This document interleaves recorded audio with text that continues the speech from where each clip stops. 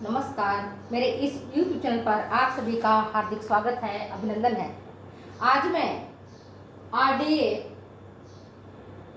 2020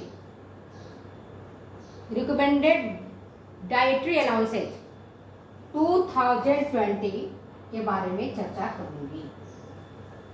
RDA for Indians मतलब Indians के लिए 2020 में जो RDA आया है उसके बारे में चर्चा करना है।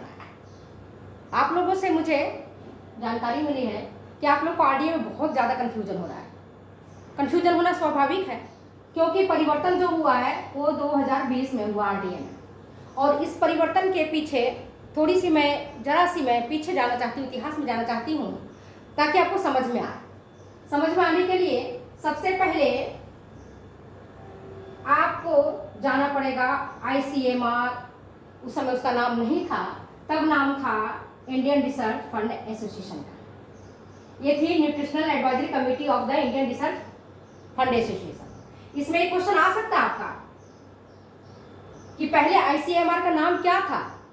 एक क्वेश्चन आपका राइज हो सकता है कि आपका ICMR का पहले क्या कहते थे, तो आप कहेंगे nutritional advisory committee of the, अगर पूरा आता है तो पूरा लिखोगे और नहीं तो इंडियन रिसर्च फंड एसोसिएशन इसका नाम था। तो 1944 में जब हमारा भारत आज़ाद भी नहीं हुआ था, तब जो RDA रिकमेंड किया गया था भारतीयों के लिए, उस समय energy, protein, iron, calcium, vitamin A, thiamine, riboflavin, ascorbic acid और विटामिन डी था। ठीक है, लेकिन तब क्या थी, भारत आजाद नहीं था, आपको पता है पुअर कंडीशन थी भारतीयों की। तो वेट जो रखा गया था मेल के लिए 55 kg और फीमेल के लिए 45 kg, ये इतिहास की बात है। उसके बाद कई सारे प्रयास किए गए, इसमें 1985 में प्रयास किया गया, तो उसमें भी कोई खास चेंजेस नहीं आया। इसके बाद आप ये देखिए ICMR ने 1989 में भी चेंज किया, किसके हेल्प से, FAO, WHO और UNO। आप कहोगे FAO क्या होता है, आप जानते हैं, फूड एग्रीकल्चर ऑर्गेनाइजेशन। ये क्या है FAO, फूड एग्रीकल्चर ऑर्गेनाइजेशन, और WHO आप सब जानते हो WHO के बारे में, वर्ल्ड हेल्थ ऑर्गेनाइजेशन, और UNU, यूनाइटेड नेशंस यूनिवर्सिटी। ये कमेटी बनी थी और इन्होंने रिवाइज किया 1985 में। कोई खास इसमें परिवर्तन नहीं आया, थोड़ा परिवर्तन हुआ। ICMR में 1989 में इसे बहुत कम परिवर्तन हुआ, 2004 में भी बहुत कम परिवर्तन हुआ, और 2010 बहुत कम परिवर्तन आके बराबर हुआ, थोड़ी बहुत चेंजेज आया, आपने देखा होगा। और अब 2020 में जो RDA आया, इसमें व्यापक परिवर्तन किया गया है, काफी परिवर्तन है इसमें। क्यों परिवर्तन किया गया, पहले परिवर्तन को जानिए। परिवर्तन की क्या आवश्यकता थी, क्यों परिवर्तन किया गया। ICMR और NIN ने RDA, ICMR Indian council of medical research, और NIN आप जानते हैं NIN क्या होता है, नेशनल इंस्टीट्यूट ऑफ न्यूट्रिशन। ठीक है, तो ये दोनों ने RDA जो लगाए 2020 में, तो क्यों हुआ, पहले क्यों जरूरत पड़ गई। 2010 तक इतनी आवश्यकता नहीं थी, लोगों ने सोचा कि हमारी आवश्यकता नहीं, RDA तब केवल RDA चलता था। और अब जो इसमें चेंजेस आए, इसमें देखिए ईयर भी जोड़ दिया है, ईयर EAR। पहले RDA को समझो आप, RDA क्या होता है, RDA recommended dietary allowances. Recommended मतलब प्रस्तावित, डाइटरी आप जानते हो आहारीय, और अलाउंसेज आप जानते हो मात्रा, मतलब प्रस्तावित जो आहारीय मात्रा है वो कितनी होनी चाहिए। और ईयर क्या है, ईयर को देखिए, ये क्या है, एस्टिमेटेड, एवरेज, और आर से रिक्वायरमेंट। एस्टिमेटेड, एवरेज, रिक्वायरमेंट, ये आपको जानना जरूरी है। आप पहले RDA को पढ़ने से पहले ये दोनों में डिफरेंस समझो। RDA रिकमेंडेड डाइटरी अलाउंसेस, और ये क्या हुआ, एस्टिमेटेड एवरेज रिक्वायरमेंट। एस्टिमेटेड मतलब अनुमानित, एवरेज औसत, और रिक्वायरमेंट जरूरत। तीनों चीज समझ में आ गया आपको? ये अलग चीज है और ये अलग चीज है। तो कैसे ये बनता है इसके बारे में ज्यादा मैं डिटेल नहीं बताऊंगी, थोड़ा सा आइडिया बता रही हूँ आपको कि एक सर्वे किया जाता है, कमेटी ने सर्वे करते हैं, और सर्वे करने के बाद जो न्यूट्रिशनल देखा जाता है, हेल्दी व्यक्ति का सर्वेक्षण किया जाता है, उसके बाद देखते हैं कि उसके जो सीरम में ब्लड प्लाज्मा है उसमें फोलेट की कितनी मात्रा है और डाइटरी इंटेक फोलेट का कितना है। ये डिटेल्स है, वैज्ञानिक है, और मैं आपको बाद में बताऊंगी। अभी तो आप इतना ही जाने आरडीए और ईआर। तो आरडीए और ईआर इसको हम कैसे करेंगे, ये ईआर कब काम आता है और आरडीए कब काम आता है। देखिए आरडीए कब काम आता है, nutritional requirement public health education के लिए ये काम आता है, to evaluate the nutrition intake of the population. ठीक है, ये क्या है, ईयर है। किसके लिए पढ़ते हैं, ईयर क्यों किया गया, nutritional requirement public health education, क्यों, to evaluate the nutritional intake of a population. एक जनसंख्या को कितनी न्यूट्रिशनल इंटेक चाहिए, कितना वो पोषणीय आवश्यकता उतनी कितना वो ले जिससे कि वो स्वस्थ रह सके। ठीक है, और दूसरा क्या होता है, आरडीए का मतलब क्या होता है, आरडीए का मतलब होता है फॉर हेल्दी इंडिविजुअल, जो स्वस्थ व्यक्ति है उसको to satisfy the nutritional need of a specific intake in a specific life stage.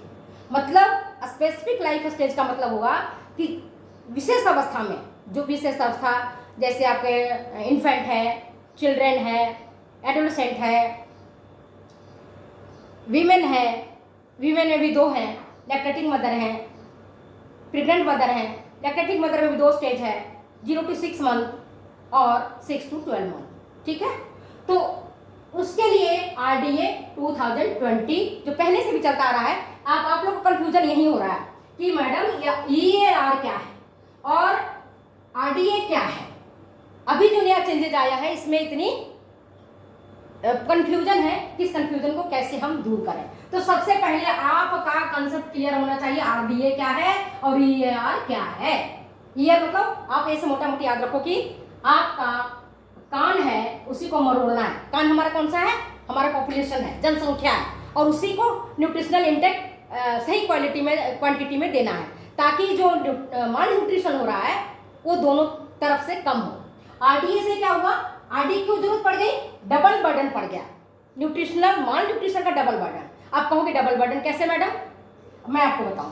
Double burden इसलिए कि एक तबका भारत का ऐसा था जिसको पूरा पोषण नहीं मिला, तो कुपोषित रह गया, न्यूट्रिशनल डेफिशिएंसी उनकी हो गई, चाहे वो विटामिन की रहे, चाहे वो खनिज लवण की रहे, चाहे वो एनर्जी का रहे, चाहे वो प्रोटीन का रहे। तो निचला तबका रहा, जो हमारा गरीब तबका रहा, वो माल नरिश हो गया, और जो हमारा धनी तबका था, पैसे वाला तबका था, वो खूब खाते गए आरडीए के अकॉर्डिंग। आरडीए जितनी इंटेक मांगा गया उतना इंटेक लेते गए, तो इसका परिणाम क्या हुआ, वो विभिन्न प्रकार के ओबेसिटी और ओबेसिटी से रिलेटेड डिजीज से वो ग्रसित हो गए। ठीक है, समझ आ गई बात। क्या हुआ, आरडीए क्यों चेंज करना पड़ा। पहले प्रश्न उठता है कि आरडीए 2020 में परिवर्तन की क्या आवश्यकता पड़ गई। 2010 में तो परिवर्तन हुआ था, ऐसा क्या हो गया, परिवर्तन करना पड़ गया। तो इससे एक बड़ा सबसे बड़ा कारण था double burden of mall nutrition. Bharat के लिए डबल न्यूट्रिशन, जो माल न्यूट्रिशन पड़ा कि निचले तबके भी माल नरिश्ड हो रहे हैं और ऊपरी तबके भी माल नरिश्ड हो रहे हैं। तो जो माल नरिश्ड हो रहे हैं ओवर न्यूट्रिशन के कारण हो रहे हैं, जिनको ओबेसिटी है, मान लो मोटापा आ गया, हाइपर ब्लड टेंशन हो गया, तो high blood pressure, renal disease हो गया, जो आपके किडनी संबंधित रोग होते हैं, हृदय रोग हो गया, हार्ट डिजीज जिसको बोलते हैं, कोरोनरी डिजीज बोलते हो। तो ओवर न्यूट्रिशन के कारण, अति पोषण के कारण जो ओबेसिटी बढ़ा और उससे जो रिलेटेड डिजीज बढ़ी, तो ये दोनों ही आरडीए को, जो हमने ये आज तक यूज किया आरडीए, उसके लिए हमारे लिए कोई खास बेनिफिट नहीं रहा। इसीलिए हमारे साइंटिस्ट ने ये कहा, जो कमेटी हमारी बनी थी वो कमेटी थी अभी जो नया कमेटी बनी है जिसने रिकमेंड किया है 2020 को, वह है ANNMB, दूसरा है NFHS-4, IAP और WHO। अब आप कहोगे मैडम ANNMB क्या है? ANNMB क्या होता है? ये क्या है? National nutritional monitoring bureau. ये है नेशनल न्यूट्रिशनल मॉनिटरिंग ब्यूरो, ठीक है। NFHS ये है नेशनल फैमिली हेल्थ सर्वे, और IAP क्या है? इंडियन एकेडमी ऑफ पेडियाट्रिक्स, जो पेडियाट्रिक्स है ना, तो ये है NNMB कमेटी 2015-16 और NFHS कमेटी 2015-16 और IAP कमेटी 2015। और जो कमेटियां पहले WHO का था 2006-7 में, वो कमेटियों ने मिलकर के कहा कि इस समस्या का समाधान कैसे किया जाए, और इसीलिए उन्होंने रिवाइज्ड रिकमेंडेड डायरेक्टरी अलाउंसेज शुरू किया। तो आपको कारण समझ में आ गया? एक तो डबल बर्डन रहा, दूसरा क्या रहा? Safe nutritional intake. 4 कारण है RDA परिवर्तन के। अभी आपसे पूछा जाए कितने कारण है, क्यों RDA 2020 चेंज किया गया, 2020 में RDA में क्यों परिवर्तन किया गया, तो सबसे पहले आपका आंसर क्या होगा? डबल बर्डन रहा। किसका रहा? मालन्यूट्रिशन का। कौन से मालन्यूट्रिशन? जो ज्यादा खाए उनके भी और जो कम खाए उनके भी, ठीक है, दोनों का भी डबल न्यूट्रिशन रहा। आपको समझ में आ गया बात? तीसरा क्या है? Fortification of food. आप खूब देख रहे हो रहा है। माल नरिशमेंट को दूर करने के लिए कैल्शियम और दूसरे मिनरल्स और विटामिन मिला दिए जाते हैं, जिससे कि फूड का फोर्टिफिकेशन हो जाता है। फोर्टिफिकेशन सब जानते हो आप, पुनर्बलीकरण, जो मैं आगे वीडियो में बताऊंगी, ठीक है। Fortification of food with nutrients. और जब fortification of food of nutrients हम डालते हैं तो कई बार उसकी मात्रा जो होती है वो ज्यादा हो जाती है। कितनी हो जाती है? आवश्यकता से अधिक हो जाती है, मात्रा उसकी ज्यादा हो जाती है। तो इसके लिए फिर क्या किया गया, उसको कैसे कम किया गया? तो 2020 में कहा कि फोर्टिफिकेशन उतना ही होना चाहिए जितनी कि हमारे जरूरत है। अगर ज्यादा फोर्टिफिकेशन कर दोगे तो फिर, है ना, फिर वो टॉक्सिसिटी करेगा। आप जानते हो कि हमारा जो न्यूट्रिशन है, अगर हम ज्यादा मात्रा में लेते हैं, रिकमेंडेड से ज्यादा, जितना हमारा प्रस्तावित मात्रा है, अगर उससे ज्यादा मात्रा में लेते हैं तो वो विषैला हो जाता है, हमारी बॉडी को हार्म पहुंचाता है। समझ गए? जैसे विटामिन डी है, विटामिन ए है, जो फैट सोल्यूबल विटामिन है, और जो आपके मिनरल्स है, अगर ज्यादा मात्रा में लिया जाए, जितनी उनकी रिकमेंडेशन है उससे अगर अधिक मात्रा में लोगे तो क्या होगा? टॉक्सिक हो जाएगा, जहरीला बन जाएगा।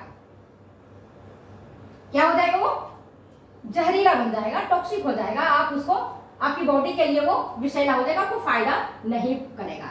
इसलिए ये चीजों को किया गया और इसके अंदर इन 4 चीजों को जोड़ा गया, ठीक है। 4 चीजों को क्या जोड़ा गया? एक तो आपको पहले मैंने बताया RDA 2020, इसी के साथ जोड़ा गया EAR, जिसमें आपको बहुत कंफ्यूजन है। आप कहते हैं मैडम EAR करें, RDA करें। और तीसरा था आपका टूल, कि टॉलरेंस लिमिट कितना होना चाहिए, टॉलरेंस अपर लिमिट। टूल मतलब होता है टूल टॉलरेंस अपर लिमिट, और अगर आई लगा दोगे तो इंटेक लिमिट, हमें कितना लेना है। और एक आता है AI, एडिक्वेट इंटेक, हमें कितना होना चाहिए, कितना हम पर्याप्त मात्रा में लें जिससे कि हम स्वस्थ रहें। और चौथा जो इसके कारण था वो था बायो अवेलेबिलिटी ऑफ न्यूट्रिएंट्स। ये 4 कारणों से RDA चेंज किया गया। पिछली वीडियो में मैंने आपको RDA के बारे में आगामी वीडियो में आपको बताऊंगी। अब आप ये देखिए, अब मैं समझती हूँ आपको RDA समझ में आ गया होगा। RDA है क्या? रिकमेंडेड डाइटरी अलाउंसेस, और ये है एस्टिमेटेड एवरेज रिक्वायरमेंट। और तीसरा एक और वर्ड देखने को मिलेगा, पढ़ोगे ना, तो EER, डबल ER, ये क्या है? Estimated energy requirement. Energy requirement हमारा कितना होना चाहिए? ये 4 चीजों पर आपके RDA डिपेंड करता है। तो आपको मैंने जो थोड़ा सा पहले बताया कि 1944 से पहले जो हमारा भारत जिस समय गरीब था, उस समय जो बॉडी वेट था ह्यूमन बीइंग का, जैसे मेल का था 55 किलोग्राम, और फीमेल का था 45 किलोग्राम। ये काफी दिनों तक चला। उसके बाद 1989 से इसमें इसके जो वेट है उसमें चेंज आ गया। क्या चेंज आ गया? कहा कि धीरे धीरे हमारी आर्थिक स्थिति संपन्न हुई और हम लोग थोड़े मोटे तगड़े होने लगे, तब वजन बढ़ गया कितना? 60 किलोग्राम और 50 किलोग्राम। तो जो 2010 तक का जो आरडीए आपने पढ़ा है, आपने देखा है, वो उसमें 60 किलोग्राम मेल के लिए, 50 किलोग्राम फीमेल के लिए रिकमेंडेड था। ये किसके रेफरेंस ये था कि किसके लिए रेफर कर रहे हैं हम? मेल जो है उसका 60 किलोग्राम वजन है और फीमेल उसका 50 किलोग्राम वजन है। यहां तक आपको समझ में आ गया? 2010 तक की एक कहानी रही। अब ये देखिए आईसीएमआर में, पहले भी बताया था आपको, आईसीएमआर में 1989 तक बहुत कम लेस चेंजेस हुआ और अब चेंजेस की जो जरूरत पड़ी वो मैंने आपको बता दिया कि 2020 में ये कमेटियां जो थी, ये कमेटियां एनएनएमबी, NFHS4, IAP और WHO, इन कमेटियों ने रेफरेंस एज ग्रुप को थोड़ा परिवर्तन किया। अब क्या कहा? भारत की जो स्थिति है वो पहले की तुलना में अच्छी हो गई है, तो अब मेल का भी वजन कितना हो गया? बढ़ करके 5 किलोग्राम बढ़ा दिया। पहले 60 था तो 65 हो गया। और महिला का पहले कितनी थी? 50 थी तो अब 55 हो गया।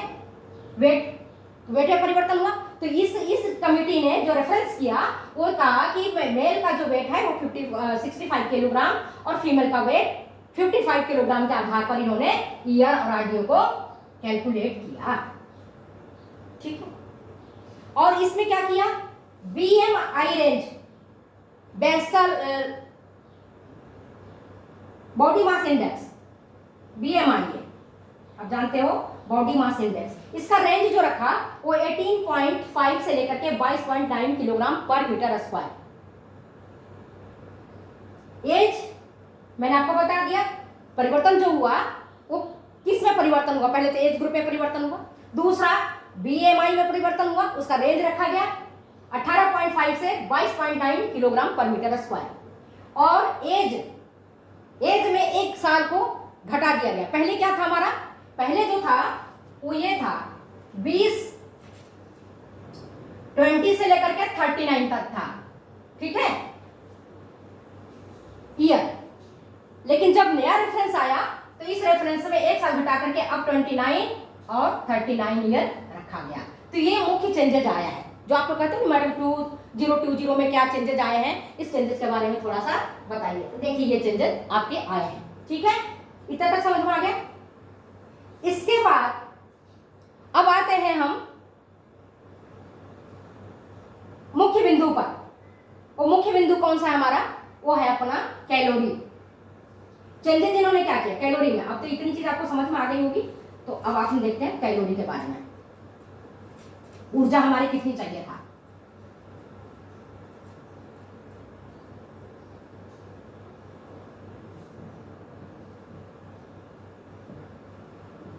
कैलोरी वैल्यू, कैलोरी वैल्यू क्या है आपको पता होगा? ऊर्जा मांग। तो 2010 में जो हमारी ऊर्जा मांग थी, तो इसमें यह बताया गया है कि BMR बेसल मेटाबॉलिक रेट जैसे जैसे डिक्रीज करता है आपको एनर्जी इंटेक भी डिक्रीज करनी होगी। ठीक है, जो 60 इयर्स के एबव लोग हैं उनके BMR basal metabolic rate already कम हो जाता है, तो उनके एनर्जी लेवल भी कम हो जाती है। फिर एक आया आपके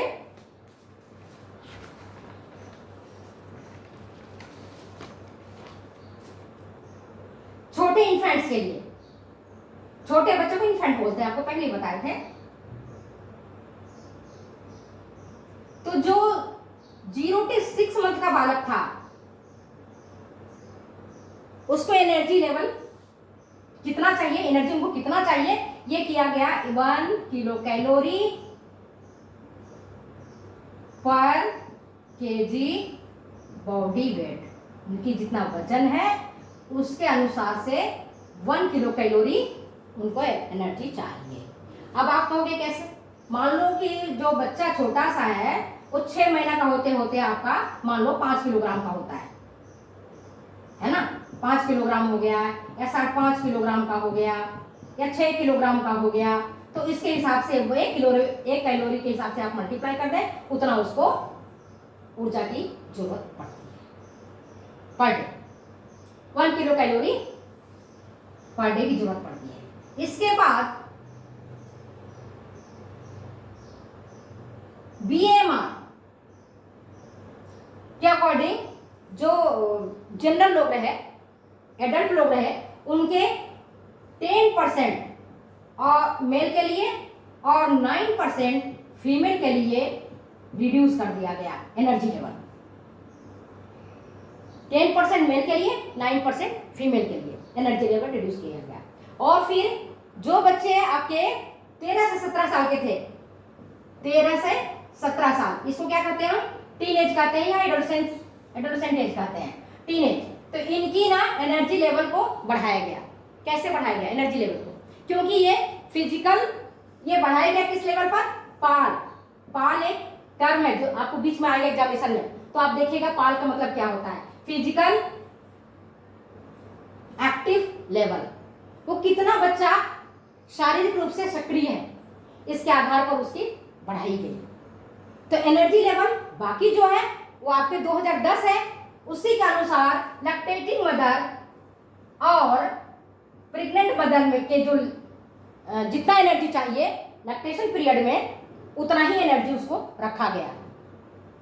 क्योंकि आप कहोगे कि उनमें क्यों नहीं चेंज किया गया? प्रश्न पूछोगे ना आप, आपके दिमाग में जहन में आएगा कि सबके चेंज हुए तो उनके भी चेंज होना चाहिए। क्यों नहीं चेंज हुआ? इसलिए चेंज नहीं हुआ, उनके पास कोई डेटा अवेलेबल नहीं था। तो जब डेटा अवेलेबल नहीं था, ये सारे काम हो रहे हैं हमारे क्या? रिसर्च मेथड से हो रहा है, कोई ऐसे हवा उठ करके नहीं आ रही है बातें, रिसर्च से हो रहा है। तो जो लैक्टेटिंग मदर का पहले जितना था, उतना ही लैक्टेटिंग मदर का, उतना ही प्रेग्नेंट मदर का पहले की तरह 2010 में जितना था, उतना ही इसको रखा गया। यह है आपकी कैलोरी वैल्यू। मैं समझती हूँ कैलोरी वैल्यू चेंजेज में आपको कोई कंफ्यूजन नहीं होना चाहिए मेरे ख्याल से। अब आप ये देखेंगे, अब आप पूछेंगे कि मैडम 2010 में कितना था, तो मैं आपको बता देती हूँ, एक सेकेंड।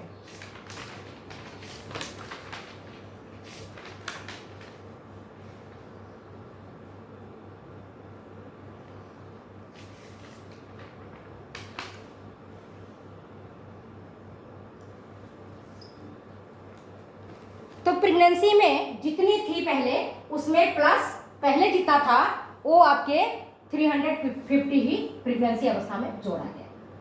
और लैक्टेशन में 0 to 6 पीरियड में 600 कैलोरी, तो 600 किलो कैलोरी यहां पर ऐड किया गया। और जो लास्ट का 6 to 12 मंथ था, यहां पर आपके कैलोरी वैल्यू 520 रखे गए। अब आपको कंफ्यूजन नहीं होना चाहिए। जो वीमेन है या मेन है, इसके मुख्य 3 अवस्थाएं होती है जो आप जानते हो। अब आप ये देखिए 3 अवस्थाएं क्या होती हैं, आप जानते हो, मैं आगे डिटेल में बताऊंगी आपको। मैं समझती हूँ वीडियो बहुत लंबा हो जाएगा तो आप बोर हो जाओगे। तो पहला होता है सीडेंट्री, दूसरा होता है मॉडरेट, और तीसरा होता है हेवी वर्कर। जानते ही हो, ये मेल भी होता है और ये फीमेल भी होता है, मेल भी होता है और ये फीमेल भी होता है। ये तीनों अवस्थाएं होती हैं। आरडीएफ जब कैलकुलेट करते हैं तो देखते हैं सीडेंट्री को कितना चाहिए, मॉडरेट को कितना चाहिए, हेवी को कितना चाहिए, है ना, मेल को कितना चाहिए, फीमेल को कितना चाहिए। और अगर अब फीमेल है तो फीमेल में जो सीडेंट्री मदर है, जो मॉडरेट मदर है, जो हेवी वर्कर मदर है, उसमें जो पहले जितना था उतना ही इसमें जोड़ा गया है। अब देखिए सीडेंट्री वर्कर जो थी महिलाएं, उसका 2010 में 1900 किलो कैलोरी की जरूरत होती थी। मॉडरेट को, सीडेंट्री को 1900, मॉडरेट को 2230 और हेवी को 2850। ये आप जानती होंगी, आपको पता है सीडेंट्री किसको कहते हैं? वो जो आराम करती हैं, वो ऑफिस में काम करती हैं, वो सीडेंट्री कहलाती है। मॉडरेट गृहिणी है जो घर का काम करती हैं, हेवी है जो मजदूर वगैरह पत्थर उत्थर उठाती हैं। अब इनको समझाने की मुझे जरूरत नहीं पड़ेगी। अब यहाँ पर जो है प्रेग्नेंट है तो इसको 350 किलो कैलोरी एक्स्ट्रा एनर्जी की जरूरत पड़ेगी। तो इन्होंने कोई जो 2020 में किसी प्रकार का कोई परिवर्तन नहीं आया। अब परिवर्तन देखोगे किसमें? मुख्य परिवर्तन आपके जो इंपॉर्टेंट क्वेश्चंस आएंगे तो उसमें मुख्य परिवर्तन क्या हुआ? कार्बोहाइड्रेट, CHO कार्बोहाइड्रेट बताया। 1 ईयर से ज्यादा जो भी बालक है या बड़े हैं उनको 100 ग्राम पर डे आपको कार्बोहाइड्रेट देना पड़ेगा। क्यों देना पड़ेगा? ताकि ब्रेन को ग्लूकोज मिलता रहे। कई लोग क्या करते हैं? कार्बोहाइड्रेट नहीं लेते।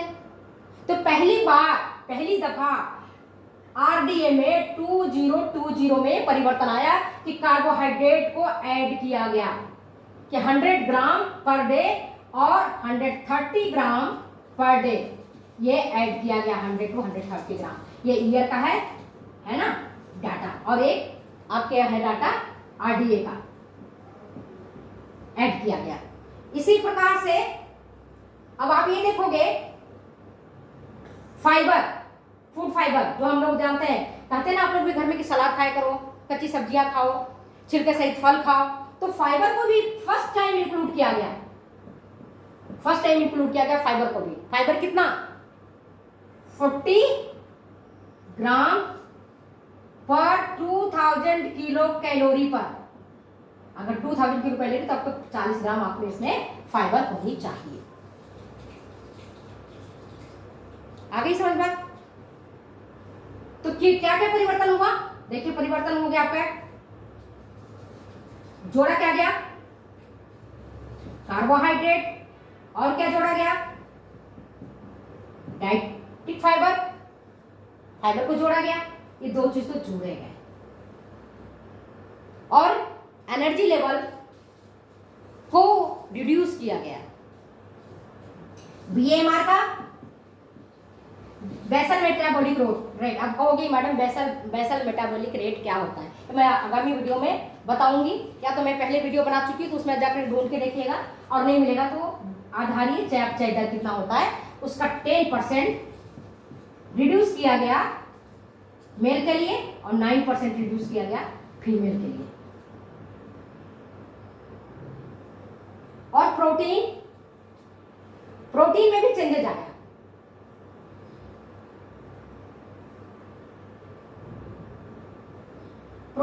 चेंजेस आया। ये मैं आपको आगामी वीडियो में बताऊंगी डिटेल्स, क्योंकि वीडियो बहुत लंबी हो जाएगी। तो आज आपको अगर कोई प्रॉब्लम हो तो you can ask from comment box. आप कमेंट बॉक्स में जाइए, आप देखिए, अगर कहीं भी आपको कोई कंफ्यूजन है तो मैं श्योर जवाब दूंगी, और नेक्स्ट टाइम जब भी मैं आपको वीडियो बनाऊंगी तो उस जो आपकी कंफ्यूजन है उसमें मैं दूर कर दूंगी। अब आप ये समझिए RDA 4 चीज आपको याद रखना पड़ेगा समरी तौर पर।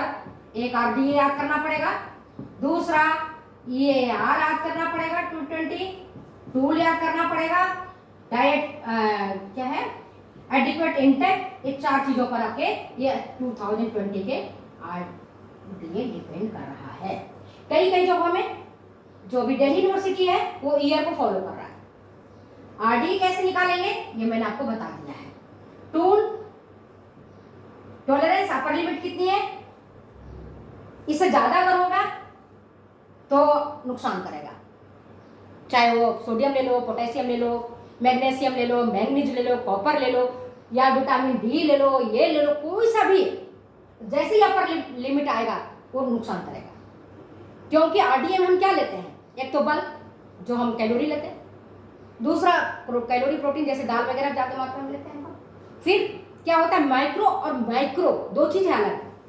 मैक्रो जो थोड़ी ज्यादा मात्रा में, और माइक्रो अति सूक्ष्म मात्रा में। माइक्रो न्यूट्रिएंट्स, ट्रेस एलिमेंट जिसको हम बोलते हैं, उसको अत्यंत कम मात्रा में जरूरत होती है, लेकिन हमारे जीवन के लिए, हमारे उत्तम स्वास्थ्य के लिए, हमें हेल्दी बनाए रखने के लिए ये जरूरी है। ट्रेस एलिमेंट जिसको हम ट्रेस एलिमेंट कहते हैं, माइक्रो न्यूट्रिएंट्स। तो माइक्रो न्यूट्रिएंट्स की मात्रा अगर ज़्यादा होगी तो नुकसान, और अगर नहीं लेंगे तो नुकसान, दोनों ही तरफ से नुकसान है। इसीलिए इसमें एक फर्स्ट टाइम ऐड किया गया टॉलरेंस अपर लिमिट, और एडिक्वेट इनटेक कितना होना चाहिए। और एक और आया EER, कंफ्यूज मत होइएगा, EER अलग चीज है। और आपको जो मैं प्रोटीन बताऊंगी, प्रोटीन में डिटेल बताऊंगी कि प्रोटीन को कैसे कैलकुलेट किया इन्होंने और क्या आधार था कैलकुलेट करने का। तो अगर आपको ये वीडियो अच्छी लगती है तो प्लीज़ शेयर करें, कमेंट करें, सब्सक्राइब करें, और कोई भी कंफ्यूजन हो बेशक आप कमेंट बॉक्स में लिखें। I will try to solve your problems. 100% मैं आपकी समस्याओं का समाधान करूंगी। थैंक यू, फिर मिलते हैं अगले वीडियो में। और तब जब अगले वीडियो में मिलेंगे आपको चार्ट भी बताएंगे, और आपको चार्ट की जरूरत पड़ेगी तो मैं आपको PDF बना करके चार्ट भेज दूंगी। Thank you.